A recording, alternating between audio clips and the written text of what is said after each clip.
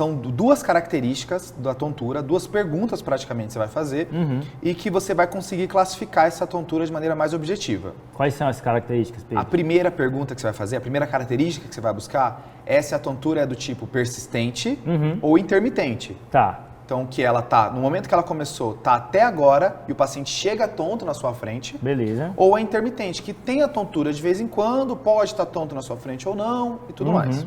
A segunda característica é você saber se ela foi provocada por algo ou se ela apareceu sem ter sido provocada. Entendi. Então, como a gente tem aí duas características para distinguir, a gente consegue formar uns 4 grupos, pelo que você me falou. Vamos lá, você está fazendo tipo um fatorial aqui. Exato, 2 por 2. Ah. A persistente que é a provocada e a persistente que é não provocada. Certo. E a intermitente que é provocada e a intermitente não provocada. Boa. Eu acho que o nosso paciente aqui, ele tá um quadro intermitente, né? Hora tem, hora não tem. Isso. E parece provocada, né? Ele fala que aparece só quando ele levanta da cama, quando mexe a cabeça, Exato. parece provocada. Então aqui ficou mais fácil de colocar ele numa gaveta, né? Exato. Dar um rótulo para ele, aqui seria de fato intermitente e provocada. Já que você falou de gaveta, João, que é o tema do vídeo desse momento, a gaveta de intermitente provocada tem 2 doenças principais. Beleza.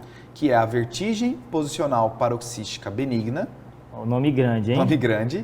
E a hipotensão postural. Tá bem, Tá? beleza. Vamos falar da primeira? Tem algum apelido para ela? VPPB, né? Tá bom, A gente pode falar VPPB até o fim agora? Vamos estabelecer isso. Só vou explicar o nome então. Tá bem, vai lá. Então, a VPPB é V de vertigem, né? Então, o tipo de tontura então, é aquela ideia do distúrbio do movimento, as coisas girando à sua volta. O P é de posicional, então depende da posição que você se encontra.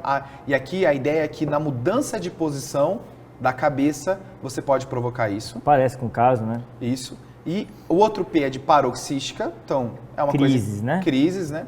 E o B de benigno, porque ele tem um momento para se resolver. Tá bem. Ok? Ok. Aqui, João, a VPPB, ela é esquecida pelas pessoas. Porque outra doença ofusca ela, né? Isso. A labirintite. Quando as pessoas falam labirintite, até mesmo os pacientes e até alguns médicos, eles estão querendo falar de VPPB, João. Tá bem. Porque quando a gente fala labirintite, existe até uma discussão se esse termo existe mesmo, se essa palavra existe mesmo. Tá. Algumas pessoas, quando falam que existe, ela está se referindo a um quadro de infecção grave no sistema vestibular, com febre, com toxemia importante, que não é o cenário que a gente vê na prática. Tá. O que as pessoas chamam de labirintite é a VPPB, Entendi. que é bem mais comum do que esse processo infeccioso que eu estou falando. A labirintite existe, Pedro, e a função dela é atrapalhar as pessoas, que é confundir. Então, a maioria dos casos é VPPB e não é labirintite, né? Boa. Mas assim, por que VPPB acontece? De onde vem esse problema? Acho que é importante a gente falar um pouquinho da fisiopatologia dessa doença, porque ela vai ser útil no diagnóstico e no tratamento. Tá. A VPPB, ela acontece... Você lembra daqueles canais semicirculares? Eu lembro da figurinha, parece um caracolzinho assim, né? E tal. Que tem o canal posterior, horizontal e o anterior, tá?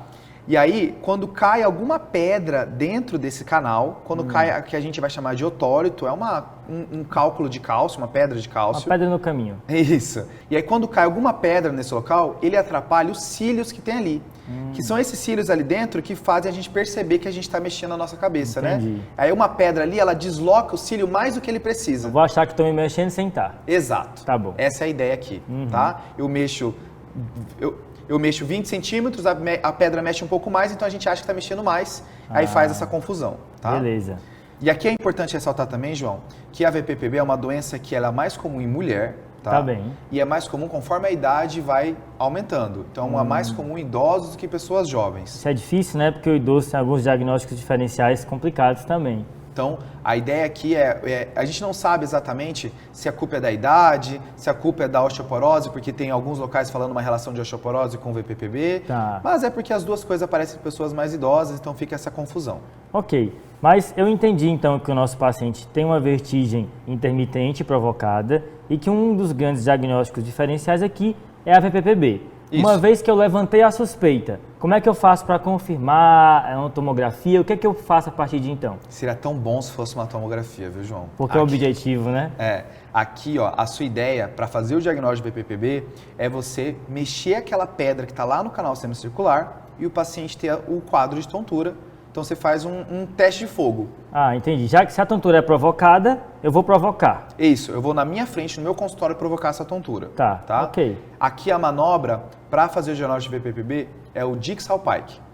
Essa manobra, ela é quando a pedra está no canal posterior. Ah, então, teoricamente, para cada canal tem a sua manobra. Isso. O horizontal e o anterior também tem a sua, só que eu vou falar hoje do posterior, porque é o mais comum. Tem alguns locais que colocam de 60% até 90% dos casos é da posterior, até porque a horizontal e a anterior, elas são mais fáceis de se resolver sozinho. Então, às vezes, o paciente nem procura o pronto-socorro. Então, é bom a gente aqui considerar principalmente a posterior aqui. Então, a posterior é que chama a atenção. Boa. E aí? E a manobra para fazer o seu diagnóstico é o Dix-Hallpike. Dix-Hallpike. Isso. Tá. Como é que funciona essa manobra, João? O Dix-Hallpike, você vai sentar o paciente com as pernas em cima da maca. Tá. E a ideia é que esse paciente esteja sentado numa altura da maca que ele consiga, quando ele for deitar, a cabeça dele fica para fora da maca. Então tem que estar um pouquinho antes, Entendi. Certo?